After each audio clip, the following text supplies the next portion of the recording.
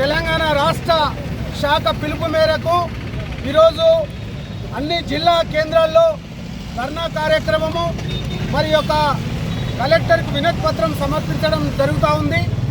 ఏం లేదు, ఈ యొక్క రాష్ట్ర ప్రభుత్వం ఏదైతే ముఖ్యమంత్రి మొద్దు నిద్ర పోతా ఉన్నాడు, ఇచ్చినటువంటి హామీలను మర్చిపోతున్నాడు.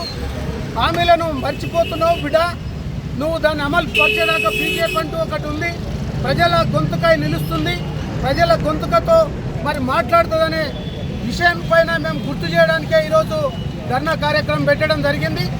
ఏదేమైనప్పటికీ ఈ యొక్క ఏదైతే రేవంత్ రెడ్డి గతంలో ఉన్నటువంటి బీఆర్ఎస్ మరి కేసీఆర్ చేసినటువంటి ఈ చర్యలను అవినీతి కుప్పంలో ఏ రకంగా పోయాడో ఆ రకమైనటువంటి పాలనను రేవంత్ రెడ్డి పాలన చేస్తూ ఉన్నాడు.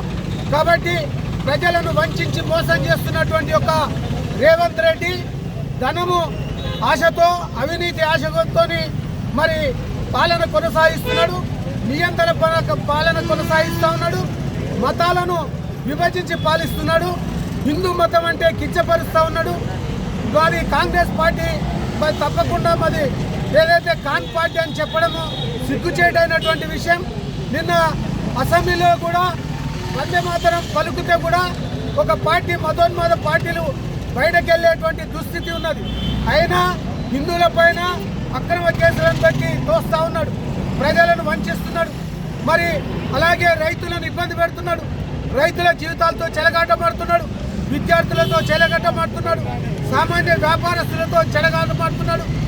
ఈ రకమైన 6 హామీలను ఏదైతే తుంగలో దొక్కి చేస్తున్నటువంటి రేవంత్ రెడ్డి ఖబర్దార్, భారతీయ జనతా పార్టీ ఉద్యమిస్తుంది. ఇది ఆరంభం కాదు, ఇది ఏదైతే ఈ అంతమయ్యేంత వరకు మీ వెంటబడతామని ఈ సందర్భంగా తెలియజేస్తున్నాం. ఎట్టి పరిస్థితుల్లో 6 హామీలు అమలు పరిచేంత వరకు బీజేపీ పోరాటం చేస్తుందని ఈ సందర్భంగా తెలియజేస్తున్నాం. ఇదే మీ రాజ్యం, ఇదే మీ రాజ్యం, 6 గ్యారెంటీలను వెంటనే బీజేపీ నరేంద్ర మోడీ గారి నాయకత్వం